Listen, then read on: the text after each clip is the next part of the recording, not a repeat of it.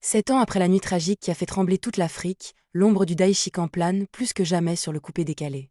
Mais derrière la légende d'Arafat, que sont réellement devenus Carmen Samo, Rafna, Ézéchiel, Lachiona, et surtout Maël, prêt à ressusciter le mythe de son père sur grand écran, dans le berceau de la musique ivoirienne. Avant de devenir le monstre sacré de la musique africaine, le souverain incontesté des pistes de danse et le chef de file de toute une génération. Dj Arafat était un enfant d'Abidjan prénommé Ange Didier Oun.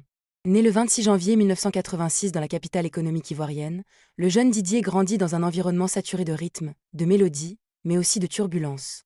Il faut dire que le destin d'Ange Didier semblait déjà tracé au cœur même du show-business ivoirien.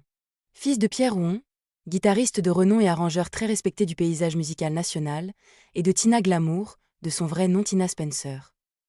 Une artiste chanteuse et danseuse volcanique connue pour ses prestations scéniques excentriques et provocatrices, le jeune garçon baigne dès son plus jeune âge dans les coulisses de la création artistique. Cependant, cette filiation prestigieuse s'accompagne d'un quotidien instable. Livré très tôt à lui-même dans les rues chaudes d'Abidjan, notamment dans les quartiers de Yopougon, Ange Didier découvre la dureté de la vie urbaine. C'est dans ce terreau populaire, fait de débrouillardise, de système D et de culture de la rue, qu'il forge son caractère d'acier, sa poigne et son envie irrésistible de prendre sa revanche sur la fatalité. Du maquis au platine, la naissance d'un DJ hors norme. Au début des années 2000, un séisme culturel secoue la Côte d'Ivoire, la naissance du coupé décalé. Initié à Paris par Stéphane Doucouré, alias Douksaga, et la G7. Ce mouvement musical et social prône la joie de vivre, l'élégance vestimentaire, la bravade festive et la légèreté pour exorciser la crise politico-sociale que traverse le pays à cette époque. À Abidjan, les maquis et les maquis clubs de la rue Princesse à Yopougon deviennent les temples de cette nouvelle religion festive. Le jeune Ange Didier, passionné de son et doté d'une oreille absolue, squatte les platines. Il s'initie au métier de disque jockey, apprenant à chauffer les salles, à sélectionner les meilleurs beats et à haranguer la foule au micro.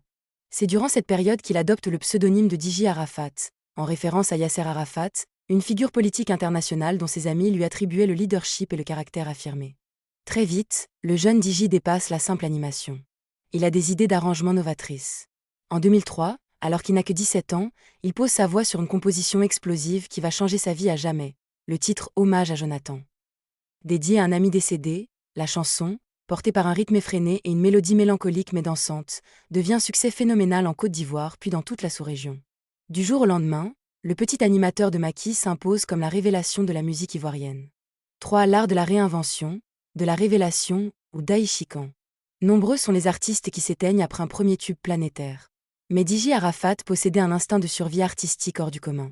Comprenant que le coupé décalé était un genre musical en constante évolution, il refuse de rester enfermé dans une case.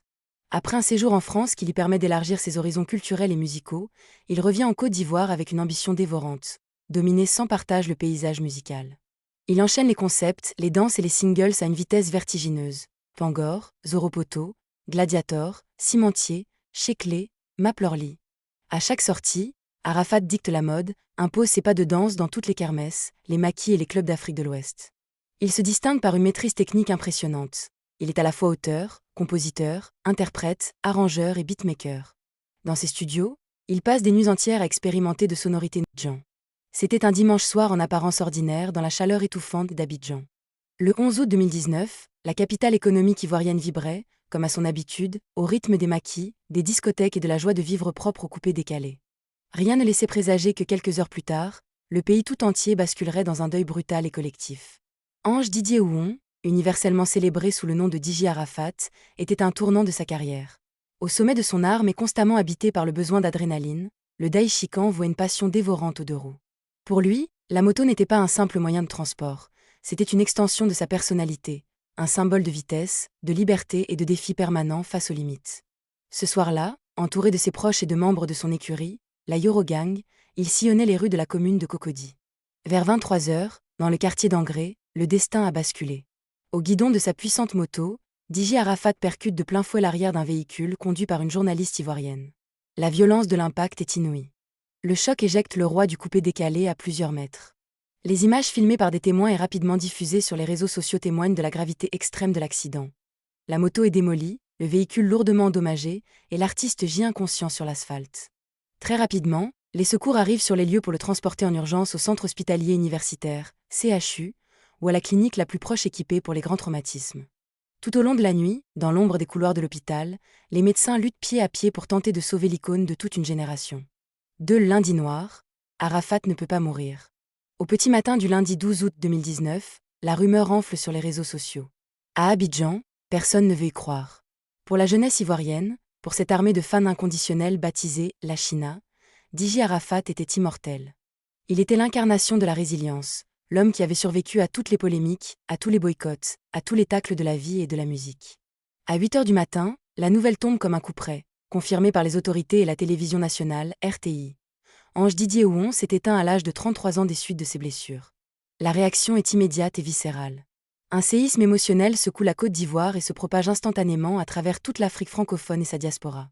Dans les quartiers d'Angré, sur le lieu de l'accident, des milliers de jeunes se rassemblent en quelques minutes. Des pleurs, des cris d'incompréhension, des chants à la gloire du « Berus Sama » résonnent dans les rues. La circulation est interrompue. Les fans touchent le sol, allument des bougies ou déposent des fleurs là où leur idole a poussé son dernier soupir. Le déni est total. Pendant plusieurs heures, beaucoup refusent la réalité, criant au canular publicitaire ou à une mise en scène orchestrée par le vétéran lui-même pour tester l'amour de son public.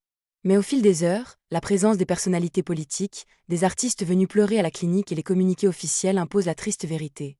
Le roi est bel et bien mort. Près de 7 ans plus tard, que sont devenus Carmen Samo, Rafna, Maël, Ézéchiel et Lachona? Un Carmen Samo, de la veuve éplorée à la femme d'affaires accomplie.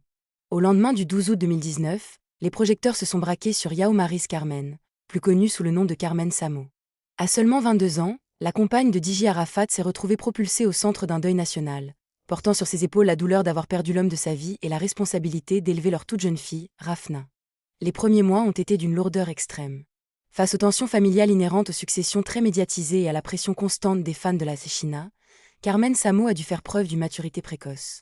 Très vite, elle a fait le choix de s'émanciper et de construire sa propre autonomie financière pour mettre sa fille à l'abri du besoin. Aujourd'hui, Carmen Samo a su transformer sa notoriété subie en un levier d'affaires fructueux. Devenue une figure incontournable de l'influence en Afrique de l'Ouest, elle est à la tête de plusieurs entreprises, notamment dans le secteur de la mode, du prêt-à-porter pour enfants avec sa marque inspirée par sa fille, et de la cosmétique. Malgré les polémiques inhérentes aux réseaux sociaux et les critiques sur la reconstruction de sa vie sentimentale, elle s'est imposée comme une femme de caractère, chef d'entreprise résiliente. Déterminée à protéger l'image et la mémoire du père de son enfant tout en traçant son propre chemin. De Rafna Ouon, le portrait craché du Daïchikan. Elle n'avait que 17 mois lorsque son père a poussé son dernier soupir. Rafna Ouon, la plus jeune fille de Dji Arafat, a grandi sous le regard bienveillant mais très attentif de millions d'Africains. Pour les fans de l'artiste, elle représente la dernière empreinte vivante du roi du coupé-décalé. Au fil des années, les vidéos et photos partagées par sa mère Carmen témoignent d'une ressemblance physique frappante avec son père. Rafna a hérité non seulement des traits du commandant Abra, mais aussi d'une énergie débordante, d'un charisme naturel et d'une aisance déconcertante devant les caméras. Inscrite dans des établissements scolaires prestigieux d'Abidjan, la petite fille mène une enfance entourée d'amour. Protégée par sa mère qui veille à ce qu'elle reçoive une éducation solide tout en gardant un lien avec l'héritage culturel de son géniteur. À chaque anniversaire ou commémoration, la vue de la petite Rafna suscite une vague d'affection et de nostalgie à travers tout le continent. Maël Ouon, l'héritier qui redonne vie à la légende sur grand écran. Parmi tous les enfants de Dji Arafat, Maël Ouon a toujours occupé une place particulière dans le cœur des fans en raison de sa très grande complicité avec son père de son vivant. Résidant principalement en France avec sa mère durant son enfance, le jeune homme a grandi en nourrissant une passion pour les arts et le monde du spectacle.